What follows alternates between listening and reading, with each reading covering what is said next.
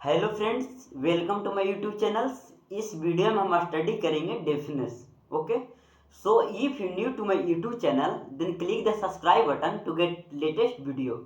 So in this video we discuss about first definition, second types, third cause, fourth clinical manifestation, fifth diagnostic evaluation, sixth control and prevention, and seventh management. In management, first we discuss about medical management, second surgical management, and third nursing management. So let us start the video. So क्या topic है? Definition. सो हम लोग इसका क्या देख रहे हैं? Definition देखते हैं। Loss of hearing in one और बोथ ईयर्स, पार्शियल या टोटल, इज कॉल्ड डेफनेस। क्या कर रहा है? एक डेफनेस एक ऐसा कंडीशन है जिसमें कोई भी पर्सन है, पार्शियल या टोटल, उसका जो हियरिंग है वो लॉस हो जाता है। मीन्स कोई जैसे एक पर्सन लेते हैं, ओके, वो पार्शियल लिया जाएगा तो क्या होगा? कोई एक रेंज तक ही वो साउंड को सुन पाएगा। मीन्स अगर हम मान लीजिए ऊंचा बोलेंगे, ज़्यादा लाउड बोलेंगे तो वो पर्सन सुनेगा, और उससे कम बोलेंगे, जैसे नॉर्मल पर्सन क्या होता है, वो जैसे हम लोग धीरा ही बोलेंगे तो वो सुन लेता है। बट जो पार्शियल पर्सन जो रहेगा, जिसका पार्शियल हियरिंग लॉस रहेगा, और उसके एवरेज साउंड बोलेंगे तभी वो सुन पाएगा। मीन्स एक एवरेज डेसिबल ही, जैसे नॉर्मल डेसिबल होता है 0 से 15 डेसिबल तक ही, जो नॉर्मल ह्यूमन है 0 से 15 डेसिबल तक सुन लेता है। बट जो पार्शियल रहेगा वो 15 डेसिबल से एबव रहेगा तो वो सुन पाएगा। जो साउंड है 15 डेसिबल से एबव का साउंड रहेगा तो वो पर्सन सुन पाएगा। अब जो टोटल हियरिंग लॉस है, उसमें क्या है? जो पर्सन है वो पूरी तरह वो बहरा हो जाएगा। मीन्स वो कोई भी साउंड को सुन नहीं पाएगा। Okay, so also called anacusis. Anacusis क्यों कहते हैं? और कोई भी पर्सन टोटली उसका हियरिंग लॉस हो गया या परमानेंटली उसका हियरिंग लॉस हो गया तो उसे क्या कहेंगे? एनाक्यूसिस कहेंगे। ओके, अब हम नेक्स्ट इसका क्या देखते हैं? इसका टाइप्स देखते हैं। ये 4 टाइप्स में डिवाइड किया गया है अकॉर्डिंग टू डैमेज। जो ईयर है इसका जो एक्सटर्नल पार्ट हो गया, मिडिल पार्ट हो गया और ये इनर पार्ट, ये तीनों पार्ट्स का जो जहां जहां डैमेज हुआ उसके अकॉर्डिंग ये डिवाइड किया गया है। 4 टाइप में डिवाइड किया गया है। ओके, फर्स्ट टाइप क्या है? Conductive hearing loss. सेकंड क्या है? Sensorial hearing loss. Third mix hearing loss. और फोर्थ क्या है? सेंट्रल या functional hearing loss. So first हम लोग क्या देखते हैं? इसका कंडक्टिव हियरिंग लॉस देखते हैं। ओके, ये क्या कर रहा है? It occurs in the outer and middle ear and impair the sound being conducted from outer to inner ear because of defect in ossicle. Conductive hearing loss उसे कहेंगे जब ये एक्सटर्नल ईयर, आउटर ईयर और middle ear में कोई भी defect हुआ, उस वजह से साउंड है वो इनर ईयर तक नहीं चल जाता है, तो उसे क्या कहेंगे? कंडक्टिव हियरिंग लॉस कहते हैं। जैसे मान लिया जो आउटर ईयर है उसमें कोई ट्रॉमा हुआ, इंजरी हुआ, ओके, उस कारण से जो साउंड है वो आगे तक नहीं जा रहा। मीन्स देखिए, और मान लिया जाए जो ईयर कैनाल है उसमें वैक्स का कलेक्शन हो गया। ओके, तो वैक्स का कलेक्शन हो जाएगा तो कोई भी साउंड है ये एक्सटर्नल ईयर से, या मान लीजिए यहाँ पर वैक्स का कलेक्शन हुआ तो यहाँ से कोई भी साउंड ट्रांसफर आगे तक नहीं हो पाएगा। जब वो ट्रांसफर आगे तक नहीं हो पाएगा तो जो टिम्पेनिक मेम्ब्रेन है वो अपने आप को वाइब्रेट नहीं करेगा। ओके, तो साउंड उससे आगे नहीं जा पाएगा। अब सेकंड कंडीशन क्या कहता है? अब मान लिया जाए जो ऑब्स्ट्रक्शन या कुछ जो कंडीशन बना वो मिडिल ईयर में बना। ये क्या है? मिडिल पोर्शन में से क्या गया? टिम्पेनिक मेम्ब्रेन आया, मिलियस इनकस और स्टेपिस आया। ओके, और उसमें कोई भी कंडीशन से कारण से बस उसमें प्रॉब्लम आ गया। मीन्स मान लीजिए जैसे ये स्टेपिस है, उसमें क्या हो गया? ऑटोस्क्लेरोसिस हो गया। उस कंडीशन से जो साउंड है यहाँ तो आया, वाइब्रेट किया, उससे क्या हुआ? मिलियस भी वाइब्रेट किया, इनकस भी वाइब्रेट किया, बट वो साउंड है इसमें ऑटोस्क्लेरोसिस होने की वजह से वो इनर ईयर तक नहीं जा पाएगा। मीन्स ऑटोस्क्लेरोसिस क्या होता है? इसमें कैल्शियम का कलेक्शन हो जाता है। जो स्टेपिस होता है उस पर कैल्शियम का कलेक्शन होने की वजह से वो वाइब्रेट नहीं कर पाते, इसे वाइब्रेट नहीं कर पाएगा, तो साउंड है आगे तक ट्रांसमिट नहीं हो पाएगा। मीन्स इनर ईयर तक वो जो वाइब्रेशन है वो नहीं जा पाएगा, तो वो कंडीशन क्या कहलाता है? कंडक्टिव हियरिंग लॉस कहलाता है। ओके, अब सेकंड कंडीशन क्या देखते हैं? सेंसोरियल हियरिंग लॉस, ये कंडीशन में जो इनर ईयर है उसमें इफेक्ट होता है और जो 8 क्रेनियल नर्व है उसमें इफेक्ट होता है। जैसे जो इनर ईयर में जो कोकिला है उसमें प्रॉब्लम आ गया, ओके, जो इसमें लिक्विड है वो मान लीजिए कम गया, ओके, तो वो कंडीशन कॉज कर सकता है। जो वाइब्रेशन है यहाँ पर से जो आया वो साउंड यहाँ पर से आगे का ट्रांसमिट नहीं हो पाएगा। सेकंड कंडीशन क्या बन सकता है, जो 8 क्रेनियल नर्व है जो क्या है वेस्टिबो कोक्लियर नर्व, जो 8 क्रेनियल नर्व है और इसमें कोई प्रॉब्लम आ गया, मीन डैमेज हो गया ये, तो जो वाइब्रेशन है यहाँ पर जो इंपल्स जनरेट हुआ कोकिला से तो वो ब्रेन तक नहीं जा पाएगा, ब्रेन तक मीन्स वो ट्रांसमिट नहीं कर पाएगा, तो वो कंडीशन क्या क्या आता है, सेंसोरियल हियरिंग लॉस कहा जाता है, ओके। अब थर्ड क्या है, mix hearing loss. Mix hearing loss किस कहेंगे, जब पर्सन को कंडक्टिव हियरिंग लॉस भी रहेगा और सेंसोरियल हियरिंग लॉस भी रहेगा तो उसे क्या कहेंगे, मिक्स हियरिंग लॉस कहते हैं, ओके। अब नेक्स्ट क्या है, प्रेस वाइकसिस है, ओके। ये क्या होता है, deafness occur due to ageing. ये क्या हो रहा है, पर्सन का जब एज बढ़ेगा उसके अकॉर्डिंग क्या होगा, उसका हियरिंग लॉस कमता जाएगा। मीन्स क्या होगा, इस कंडीशन के कारण उसका जो सेल होता है वो डिजेनरेट करेगा, डिजेनरेट करेगा तो वो कंडीशन क्या कॉज करेगा, प्रेस वाइकसिस करेगा। जैसा हम लोग देखते हैं, मान लिया जाए ये क्या है, टिम्पेनिक मेम्ब्रेन है, ओके, और इसका जो सेल है डिजेनरेट करेगा तो ये क्या करेगा, सही से फंक्शन नहीं करेगा। जब ये सही से फंक्शन नहीं करेगा तो उसका कारण क्या हो सकता है, प्रेस वाइकसिस हो सकता है। जैसे और आगे देखते हैं, और मान लीजिए मेलियस इंकस और एस्टेपिस है, ये ऑस्टिकल्स है, और इसमें क्या हो गया, इसमें भी सेल डिजेनरेट कर रहा है, क्योंकि एज बढ़ेगा तो क्या होगा, सेल डिजेनरेट करेगा। जब सेल डिजेनरेट करेगा तो वो कंडीशन क्या कॉज कर सकता है, प्रेस वाइकसिस कॉज कर सकता है, मतलब ये सही से फंक्शन नहीं करेगा, और कोई भी पोर्शन सही से फंक्शन नहीं करेगा एज बढ़ने कारण, एज बढ़ने कारण सब में वो समझे कि सब कमजोर होता जाएगा, सब कमजोर होता जाएगा, सही से फंक्शन नहीं करेगा, तो वो कंडीशन क्या कॉज कर सकता है, प्रेस वाइकसिस कॉज कर सकता है, ओके। अब नेक्स्ट क्या टाइप्स देखिए, बेस्ड ऑन सीवियरिटी, सीवियरिटी इसमें कितना सीवियरिटी हुआ वो कंडीशन में टाइप्स का डिवाइड किया गया है उस कंडीशन के कारण, ओके। तो नॉर्मल रेंज जो होता है, नॉर्मल जो ह्यूमन है वो 0 से 15 डेसिबल तक सुन सकता है, नॉर्मल नॉर्मल 0 से 15 डेसिबल सुनता है, उससे आगे तो सुन नहीं पाता है, लेकिन 0 से 15 डेसिबल तक वो सुन पाता है, वो हो गया नॉर्मल रेंज। तो देखिए सीवियरिटी जो क्या है, माइल्ड 26 से 40 डेसिबल, और कोई भी पर्सन है 0 से 15 डेसिबल तक ही, मतलब ये हुआ नॉर्मल रेंज हुआ, इसमें पर्सन सुन लिया, और जो पर्सन में डेफनेस कॉज होगा तो वो क्या होगा, 26 से 40 डेसिबल तक अगर सुने तो उसे क्या कहेंगे, माइल्ड कहेंगे, माइल्ड मतलब माइल्ड डेफनेस उसको हुआ है। और जो 15 से 25 के बीच में होगा तो वो स्लाइटली माइल्ड कहेंगे, मीन्स वो एक बॉर्डर लाइन पर है। तो 15 से 25 डेसिबल तक कोई पर्सन सुन रहा है, 0 से 15 डेसिबल तक नहीं सुन रहा है, उस ऊपर सुन रहा है, तो उसे क्या कहेंगे, स्लाइटली माइल्ड कहेंगे, मीन्स वो एक बॉर्डर लाइन पर है, ओके, डेफनेस का एक बॉर्डर लाइन पर वो आ चुका है, तो माइल्ड क्या कहेंगे, 26 से 40 डेसिबल, और 26 से कम में नहीं सुन पाएगा, और 26 से एवं सुनेगा, 40 डेसिबल तक सुनेगा, उससे सुन रहा है, तो वो कौन सा कंडीशन कहलाएगा, माइल्ड कंडीशन कहलाएगा, माइल्ड डेफनेस। सेकंड क्या है, मॉडरेट, मॉडरेट किस कहेंगे, 40 से 55 डेसिबल तक, कोई जो पर्सन है 40 डेसिबल से 55 डेसिबल तक ही सुन रहा है, उससे नीचे नहीं सुन पा रहा, 40 से नीचे नहीं सुन पा रहा है, तो वो कौन सा कंडीशन में आ जाएगा, मॉडरेट कंडीशन में आ जाएगा, डेफनेस, ओके। थर्ड क्या है, मॉडरेटली सीवियर 56 से 70 डेसिबल, और कोई पर्सन जो 56 डेसिबल से एबव का सुन रहा है और 70 डेसिबल तक सुन रहा है, ओके, वो नीचे का नहीं सुन रहा है, तो वो कंडीशन क्या कहलाएगा, मॉडरेटली सीवियर कहलाएगा, ओके। थर्ड क्या, सीवियर, सीवियर डेसिबल 71 से 90 डेसिबल, और कोई भी पर्सन जो है 71 से एबव सुन रहा है, 71 से नीचे नहीं सुन रहा है, तो का क्या कहलाएगा, सीवियर डेफनेस कहलाएगा, सीवियर हियरिंग लॉस कहलाएगा, ओके।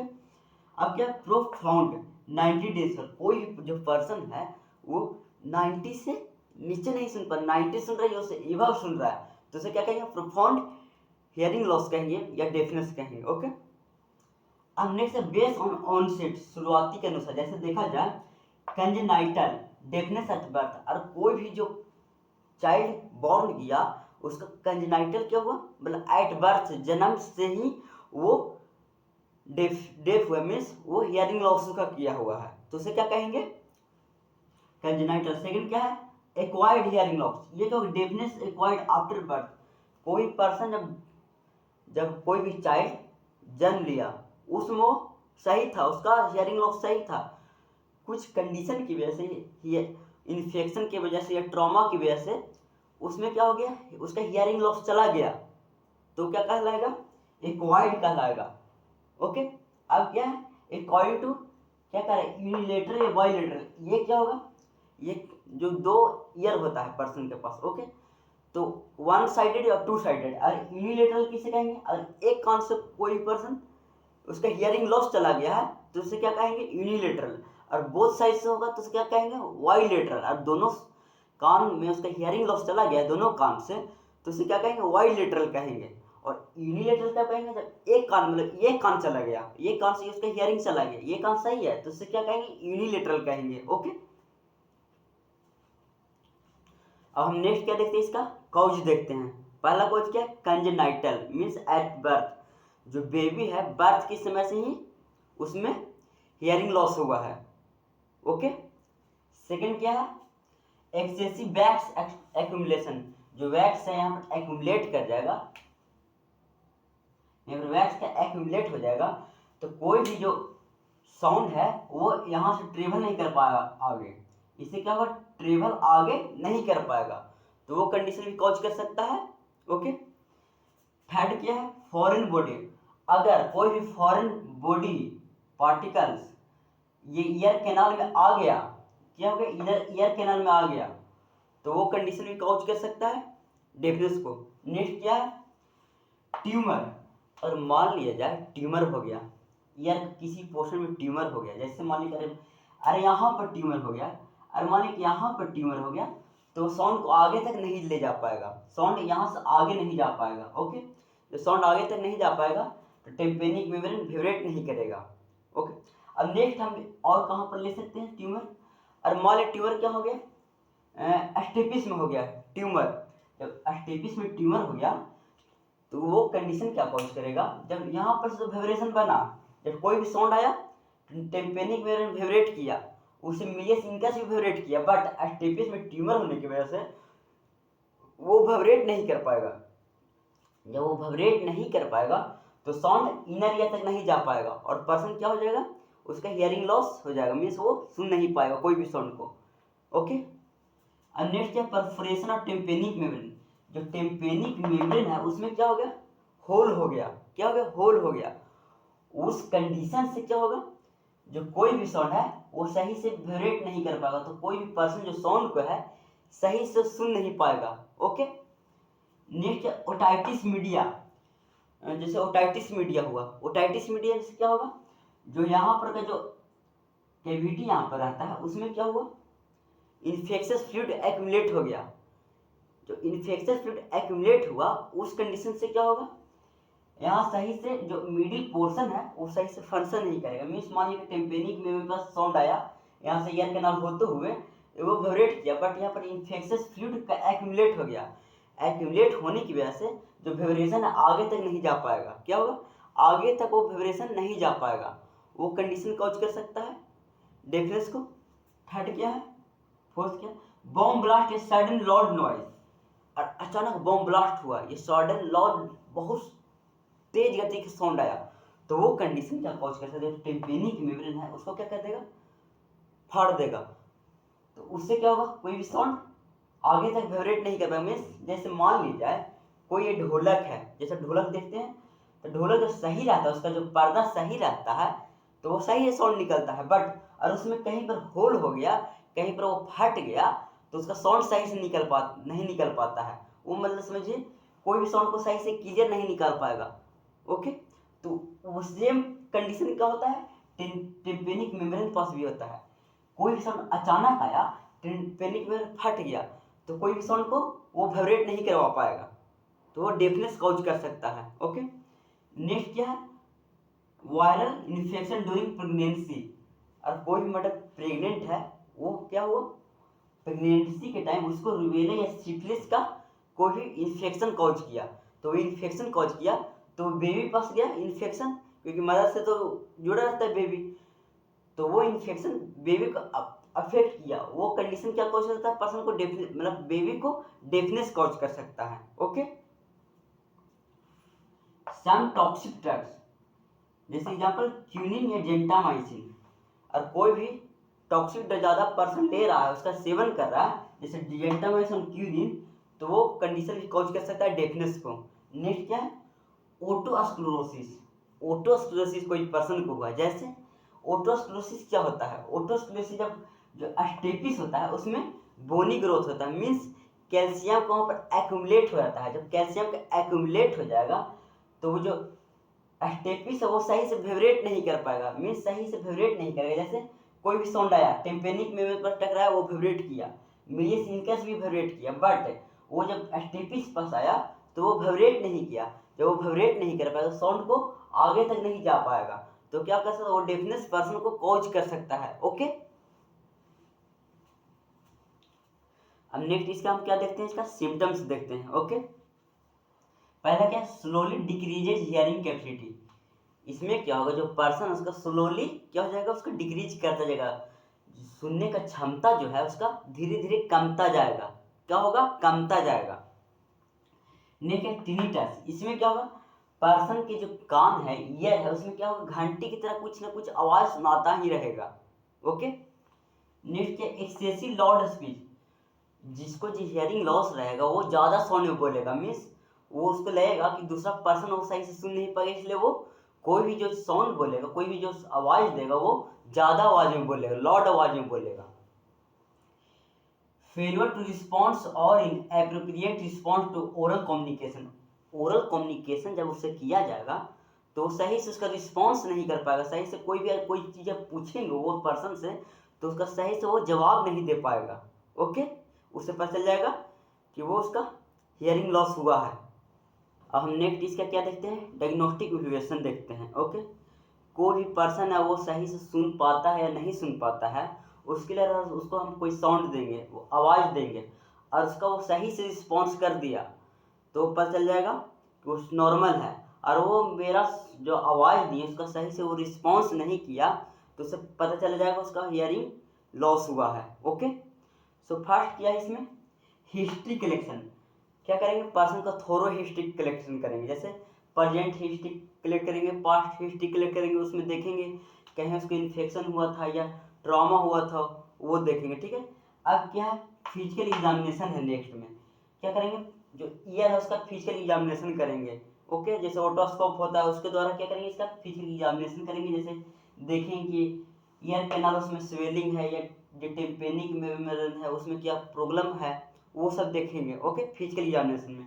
थर्ड क्या है, वेवर टेस्ट है। वेवर टेस्ट क्या होता है, एक ट्यूनिक फॉल्क होता है। ओके, वो होता है, वो हेड के बीच बीच में रखा जाता है, इस टाइप रखा जाता है और वो बजाया जाता है, और वो बजा कर पर्सन कहा जाता है कि आप वो सुनिए, दोनों जो ईयर है उसमें इक्वल साउंड आता है या नहीं।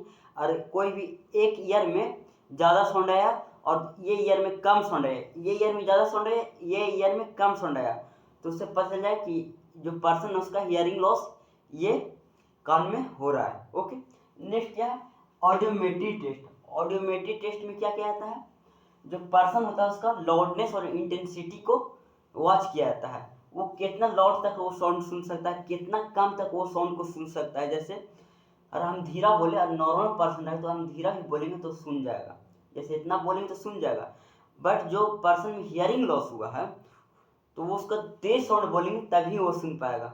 ओके, अब नेक्स्ट क्या है, auditory brain stem response. Auditory brain response एक ऐसा टेस्ट है उसमें जो नर्व्स होता है और इम्पल्सेस होता है उसका रिस्पॉन्सेज देखा जाता है, जो कोई भी साउंड भेजा गया वो सही से जो नर्व है और ब्रेन है उसका सही से रिस्पॉन्स कर रहा है या नहीं कर रहा है, वो देखने के लिए क्या किया जाता है, ऑडिटरी ब्रेन स्टेम रिस्पॉन्स किया जाता है। जैसे ये जो 8 क्रीनियल नर्व है वो सही से फंक्शन कर रहा है या नहीं कर रहा है, और जो ब्रेन तक जो इम्पल्सेज जा रहा है उसका वो सही से रिस्पॉन्सेज भेज रहा है या नहीं भेज रहा है, वो चेक करने के लिए क्या क्या आता है, ऑडिटरी ब्रेन स्टेम रिस्पॉन्स किया जाता है। ओके, अब क्या है टेम्पेनोमेट्री। टेम्पेनोमेट्री क्या होता है, जो टेम्पेनिक मेम्ब्रेन होता है उसको वॉच किया जाता है, देखा जाता है कि वो सही से फंक्शन कर रहा है या नहीं कर रहा है। ओके, अब नेक्स्ट क्या है EOAE, इवोकेड ऑटोकॉस्टिक इमिशन। क्या होता है इवोकेड ऑटोकॉस्टिक इमिशन क्या होता है, जो कोक्लिया होता है, जो उसका हियरिंग सेल होता है, वो सही से फंक्शन कर रहा है या नहीं कर रहा है, उसमें कोई तरह का प्रॉब्लम हुआ है, उस वजह से भी क्या हो सकता है, पर्सन को डेफनेस हो सकता है। सो उसको वॉच करने के लिए क्या किया जाता है, इवोकेड ऑटोकॉस्टिक इमिशन टेस्ट किया जाता है। ओके, अब नेक्स्ट क्या देखिए इसका कंट्रोल एंड प्रिवेंशन। फर्स्ट क्या है अवॉइड यूजिंग साइटोटॉक्सिक ड्रग्स। जो साइटोटॉक्सिक ड्रग्स होता है जैसे जेंटामाइसिन होता है, उसको पर्सन को लेने के लिए नहीं कहेंगे, उससे बचने के लिए कहेंगे। ओके, नेक्स्ट क्या है avoid exposure to loud noise. जहाँ पर ज़्यादा साउंड रहेगा वहाँ पर अवॉइड करना है, वहाँ पर नहीं जाना है। पेशेंट को क्या बताना है कि वहाँ पर आप नहीं जाइएगा। ओके, नेक्स्ट क्या है protect year from any injury. Year जो है उसको इंजरी से बचाना है, क्या करना है, जो ईयर है उसको कोई भी तरह का चोट ना लगे उससे उसको बचाना है। Do not practice traditional way to pouring hot oil into the ear. जो ट्रेडिशनल वे पहले के टाइम में होता था कि तेल को हल्का सिर गरम करके, जो हल्का सुसु गरम जो होता है वो करके ईयर में डाला जाता था, जिससे क्या होता था जो वैक्स रहता था यहाँ पर कलेक्ट उसको उससे निकाला जाता था। वो प्रोसेस नहीं करना है, क्या करना है, वो प्रोसेस नहीं करना है। ओके, अब नेक्स्ट क्या है मेडिकल मैनेजमेंट है। उसमें पहला क्या है एंटीबायोटिक्स।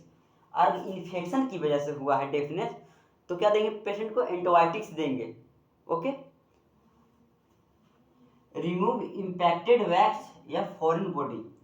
और यहाँ पे फॉरेन बॉडी है, ये वैक्स का कलेक्शन हो चुका है ईयर कैनाल में, तो उसको क्या किया जाएगा डॉक्टर के द्वारा उसको रिमूव किया जाता है। नेक्स्ट क्या है कॉर्टिकोस्टेरॉइड फॉर इन्फ्लामेशन।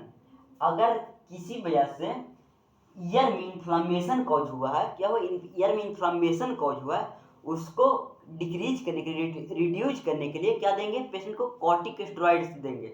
ओके, अब क्या सेरोमिनलाइटिक्स फॉर इम्पैक्टेड वैक्स। जो वैक्स यहाँ पर कलेक्ट हो चुका है वो बहुत हार्ड हो चुका है, तो उसको निकालने के लिए क्या किया जाता है सेरोलाइट, क्या होता है सेरोमाइलोटिक्स एक लिक्विड होता है, उसमें जैसे हाइड्रोजन पेरोक्साइड हम लेते हैं एग्जाम्पल में, वो इसमें दिया जाएगा। तो वो इसमें दिया जाएगा तो जो हार्ड हो चुका है, जो वैक्स वहाँ पर हार्ड हो चुका है उसको वो सॉफ्ट कर देगा। क्या कर देगा उसको सॉफ्ट कर देगा, और उसको जो फिर डॉक्टर जो है वो उसको रिमूव कर देते हैं। ओके, अब नेक्स्ट क्या है सर्जिकल मैनेजमेंट है। ओके, इसमें क्या कह रहा है if perforation of eardrum tympanic membrane occur we have to tympanoplasty. ये क्या कह रहा है, और जो ईयर ड्रम है जो टेम्पेनिक मेम्ब्रेन है उसमें परफोरेशन हो गया मीन्स होल हो गया, तो उसको ठीक करने के लिए क्या किया जाता है ग्राफ्टिंग किया जाता है। मीन्स एक थिन लेयर लिया जाता है स्किन का, और जो इसमें होल हो चुका है उस पर चिपका दिया जाता है। क्या कहते हैं चिपका दिया जाता है। उससे क्या होगा जो ईयर ड्रम है फिर से फंक्शन करने लगेगा, जैसे नॉर्मल पहले था जो नेचुरल था उस तरह तो नहीं करेगा, लेकिन कुछ हद तक बहुत अच्छा हो जाएगा। ओके, जैसे कैसे ढोलक होता है, ढोलक हुआ उसका जो पर्दा हुआ उसमें हल्का होल हो गया, छेद हो गया, तो उसको ठीक करने के लिए क्या किया जाता है एक छोटा सा एक पर्दा लिया जाता है और उस पर चिपका दिया जाता है, तो फिर से वो ढोलक तो आवाज़ निकाल देता है, बट जो नेचुरल रहता है उस टाइप का नहीं निकल पाता है जैसे वो ओरिजिनल बना होता है, लेकिन बहुत हद तक वो ठीक हो जाता है। उसी को क्या क्या जाता है टेम्पेनोप्लास्टी कहा जाता है, प्रोसीजर है। ओके, नेक्स्ट क्या है नर्सिंग मैनेजमेंट है। encourage patient and family to use sign of non-verbal language, example facial expression body movement and other communication. इसमें क्या कह रहा है जो पेशेंट है और फैमिली है उसको बताना है कि जैसे पेशेंट को हमको समझाना है कि जैसे फैमिली जो आपका फैमिली अटेंडर लोग जो फैमिली मेम्बर्स हैं वो इशारा करेंगे तो आपको समझना पड़ेगा। जैसे वो किस तरह के जैसे फेशियल एक्सप्रेशन से वो इशारा करेंगे तो आपको वो समझना पड़ेगा वो क्या कहना चाह रहे हैं, वो पेशेंट को बताना है। जैसे क्या है, जैसे बॉडी मूवमेंट, जैसे हम बॉडी मूवमेंट जैसे पानी के लिए, ओके, तो पानी के लिए हम ऐसे करेंगे, ओके, जैसे ये गिलास है तो उसको ऐसे करेंगे तो पेशेंट को समझना है कि वो पानी के लिए हमें कह रहे हैं, ओके। इस तरह के एग्जाम्पल हमको पेशेंट को समझाना है कि इस तरह किया जाएगा तो आपको पानी के लिए कहा जाएगा, इस तरह बोला जाएगा तो आपको वो खाने के लिए बोल रहे हैं, वो पेशेंट को समझाना है क्योंकि वो सुन नहीं पा रहा है। तो इसलिए उसको इशारा के तौर पर वो कैसे समझ सकता है उस तरह पेशेंट को भी समझाना और अटेंडर को भी बताना कि आप किस तरह इशारा कीजिए कि पेशेंट वो चीज़ को समझ सके। नेक्स्ट क्या है, इंस्ट्रक्ट फैमिली और the people closest to the patient on how technique of effective communication so that can interact with patient. जो बताएं अभी जैसे कैसे, जैसे ये वाटर का बोतल है, उसको हम पेशेंट को शो करना है कि इस तरह बोला जाएगा तो पेशेंट को बताना है कि आप इस तरह समझिएगा कि आपको पानी पीने के लिए बोल रहे हैं, इस तरह बोल रहे हैं तो मीन्स वो क्या करें आपको खाने के लिए बोल रहे हैं, ओके। और इस तरह वो बोल रहे हैं आपको तो वो क्या बता रहे हैं, पेशेंट को सोने के लिए बता रहे हैं। वो जो टेक्निक है वो पेशेंट को भी बताना है और उसका जो फैमिली अटेंडर है उन लोग को भी बताना है, ओके। अगर वीडियो अच्छा लगे तो चैनल को लाइक कीजिए, सब्सक्राइब कीजिए और शेयर कीजिए। Thank you.